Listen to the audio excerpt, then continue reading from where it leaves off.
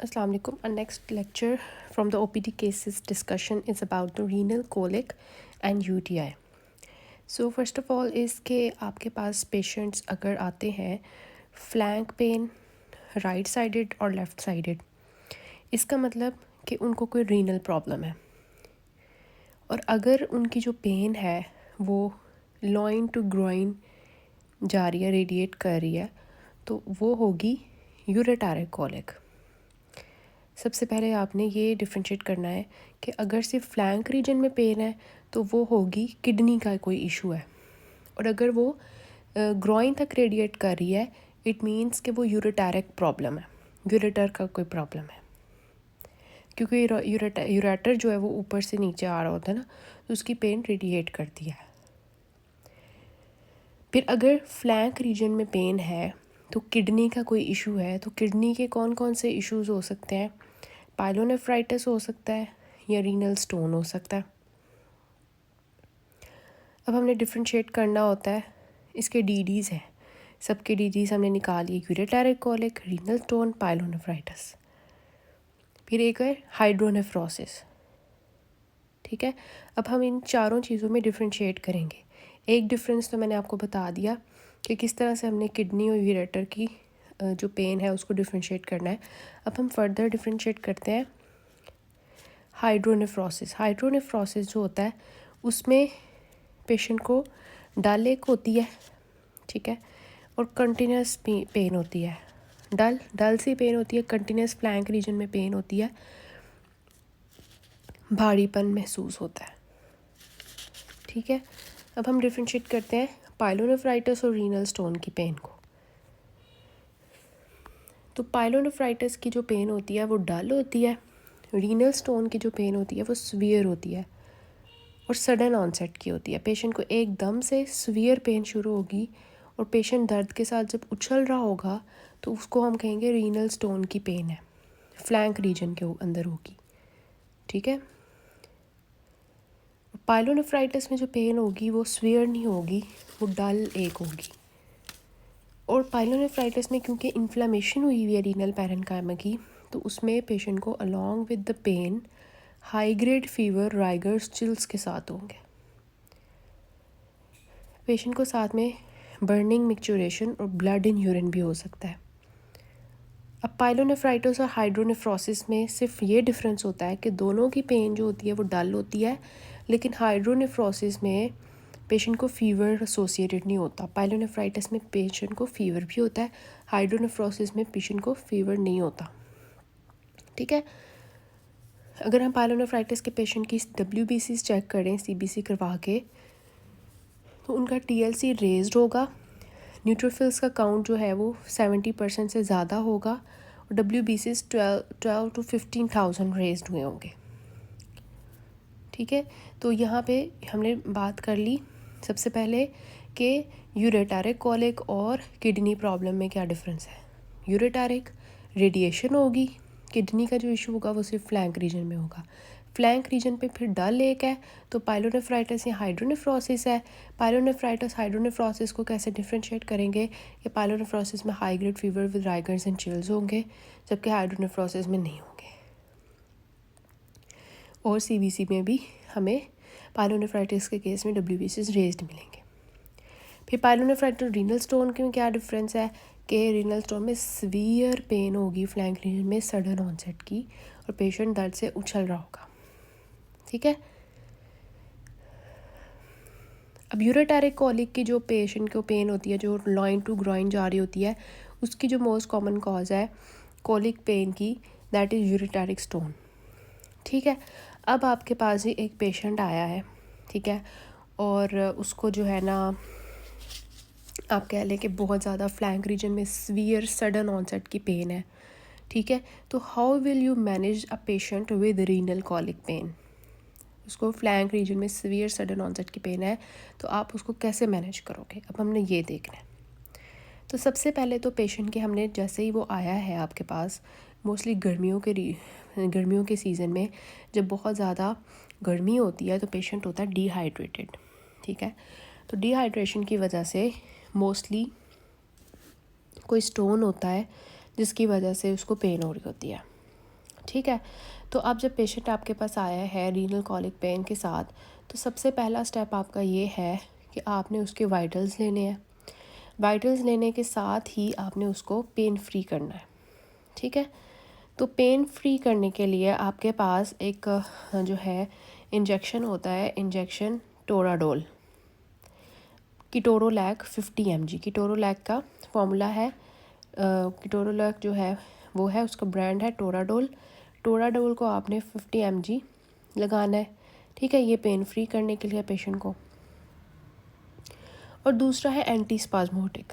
ठीक है, एंटीस्पाज्मोटिक हमेशा आपने याद रखना है कि 4 जगहों पे हम एंटीस्पाज्मोटिक्स देते हैं। एक इंटेस्टाइन की कॉलिक की पेन है। ठीक है, इंटेस्टाइन की क्रैम्प्स पड़ रहे हैं, पेशेंट को कॉलिक की पेन है। दूसरा कॉमन बाइल डक्ट की कोई पेन है जैसे एक्यूट कोलिसिस्टाइटिस। तीसरा यूरेटर की कोई पेन है।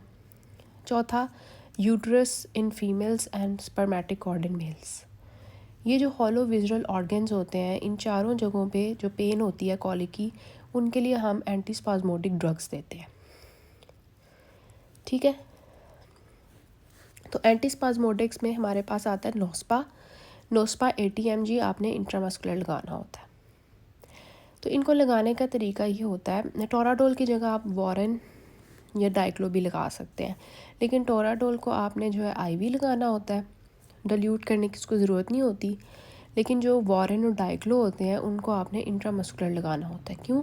क्योंकि वॉरेन और डाइक्लो जो होते हैं उनके अंदर लिग्नोकेन होता है, और लिग्नोकेन को अगर आप जो है वो आईएम लगाने की बजाय आईवी में लगा देंगे तो वो जो है लिग्नोकेन रिदमियास करवा सकता है, उसकी टॉक्सिसिटी हो सकती है। इस वजह से इन दोनों इंजेक्शंस को आपने इंट्रामस्कुलर लगाना होता है, या आप उसको आईवी फ्लूइड्स के अंदर मिक्स करके भी स्लोली लगा सकते हो, लेकिन आईवी कभी भी नहीं लगाना डायरेक्ट। ठीक है, तो ये आपके पास पेशेंट मोस्टली डिहाइड्रेशन की वजह से आते हैं रीनल कॉलिक के। इस वजह से प्रेफर किया जाता है कि आप इन लोगों को वाइटल्स लेके साथ ही आईवी लाइन पास करें, और 1000 ml नॉर्मल सिलाइन या रिंगर लैक्टेट लगा के उसके अंदर आप नोस्पा और टोराडोल मिक्स कर दें। ठीक है, वैसे अगर आप नोस्पा लगा रहे हो, आप आईवी फ्लूइड के अंदर मिक्स नहीं कर रहे, तो उसको आप 20 cc के अंदर डाइल्यूट करके लगाते हो। ठीक है, लेकिन अगर आप उसको आईवी लाइन के अंदर लगा दो, आईवी लाइन के अंदर 1 लीटर नॉर्मल सिलाइन या रिंगर लैक्टेट के अंदर, तो फिर आप आईवी लाइन पास की, नोस्पा और टोराडोल उसके अंदर मिक्स किए और जी पेशेंट को पेन फ्री किया। जैसे पेशेंट पेन फ्री होता है उसके बाद ऑब्वियसली आपने स्कैन करवाना है। ठीक है, तो आप अल्ट्रासाउंड KUB के लिए पेशेंट को भेज दोगे। क्यों? अल्ट्रासाउंड KUB में आप क्या देखोगे? एक्सरे में या अल्ट्रासाउंड KUB में आप ये देखोगे कि आपका जो स्टोन है उसका साइज़ क्या है, उसका नंबर कितना है, उसकी लोकेशन क्या है, ये सब कुछ आपको पता चलेगा। स्टोन है या फ्लूइड है, किसकी वजह से पेशेंट को रीनल कॉलिक हुई है, वो आपको अल्ट्रासाउंड KUB पर पता चलेगा। ठीक है, अब फॉर एग्ज़ाम्पल आपने अल्ट्रासाउंड KUB करवाया और पेशेंट का जो स्टोन था वो 9 mm से कम का था। ठीक है, तो अगर तो पेशेंट 9 mm का कम का स्टोन मिलेगा अगर पेशेंट के अंदर आपको रीनल स्टोन, तो फिर आप उसको ट्रीट करोगे अपने OPD में। लेकिन अगर आपको 9 mm से ज़्यादा का स्टोन मिलता है, फिर आप उसको यूरोलॉजिस्ट के पास भेजोगे। ठीक है, क्योंकि अगर तो 9 mm 9 से 15 मिलीमीटर का स्टोन है तो उसको हम मेडिकल ट्रीटमेंट नहीं दे सकते, वो उसके लिए लिथोट्रिप्सी करवानी पड़ती है, शुआएं लगनी पड़ती हैं। तो उसको आप यूरोलॉजिस्ट के पास भेज दोगे, आप कहोगे कि आप गुर्दे के माहिर जो डॉक्टर हैं उनको दिखाएं।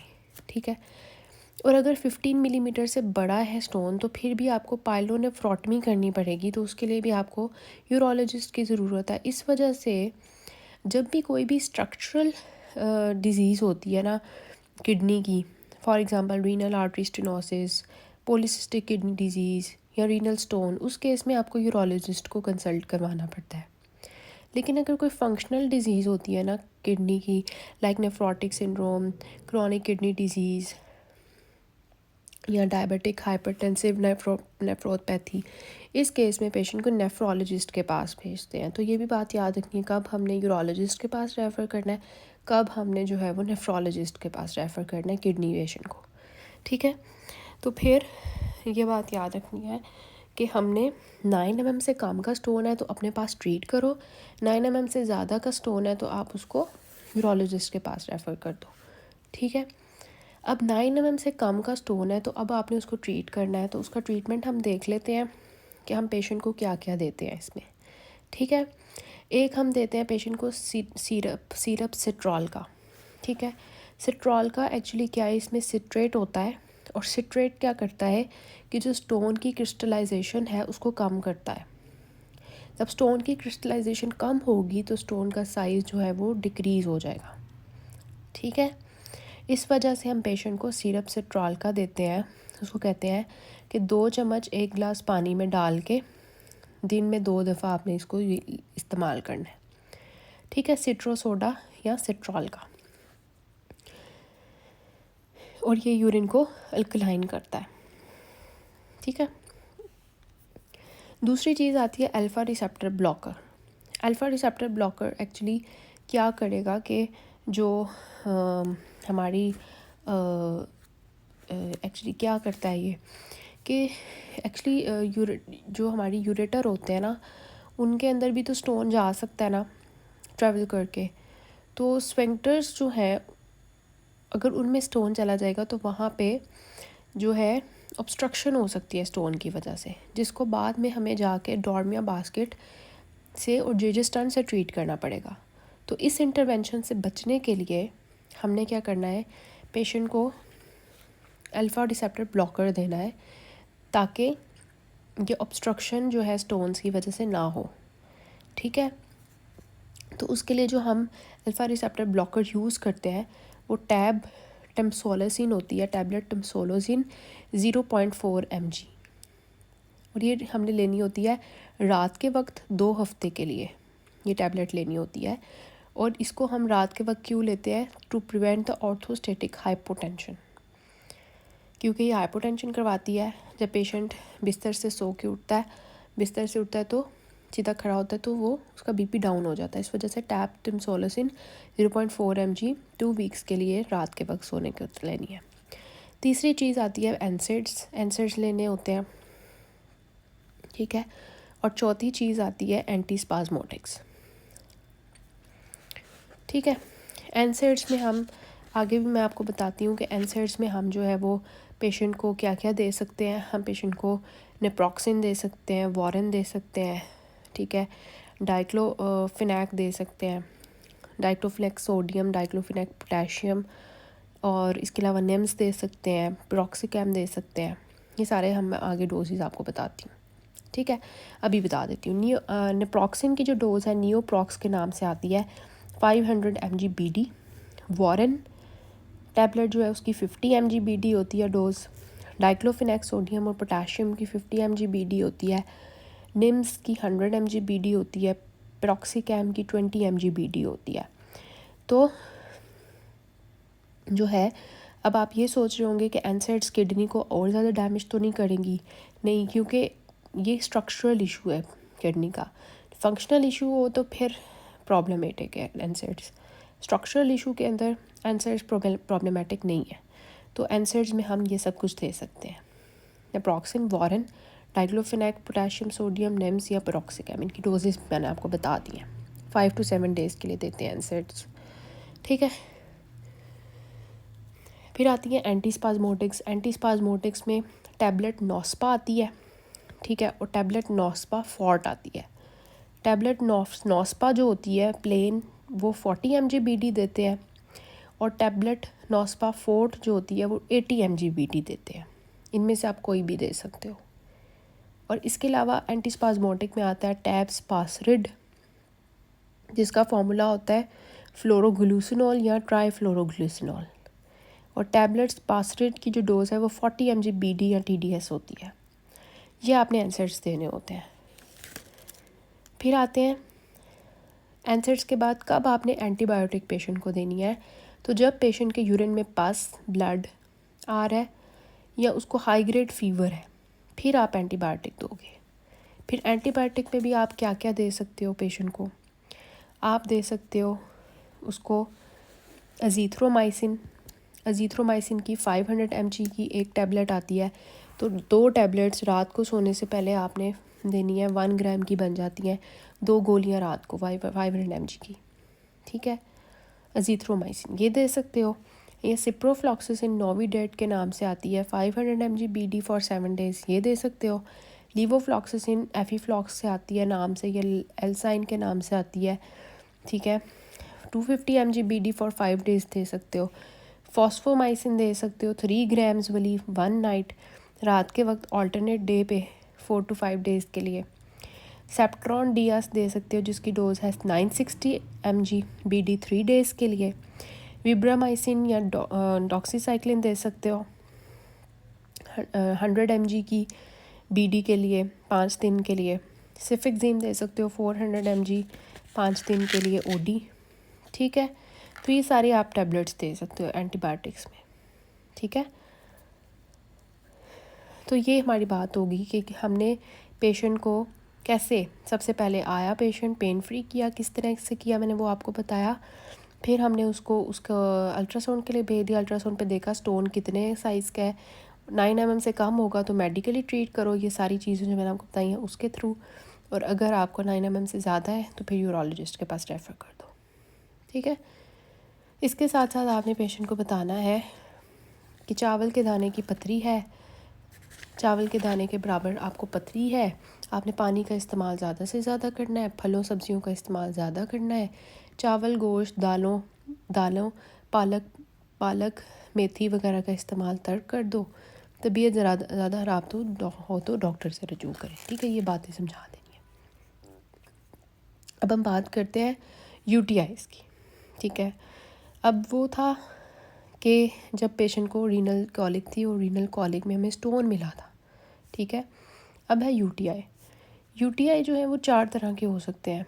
पाइलोनेफ्राइटिस हो सकता है, ठीक है, पाइलोनेफ्राइटिस हो सकता है। और मैं आपको यूटीआई जो है वो नेक्स्ट पार्ट से दिखाती हूँ।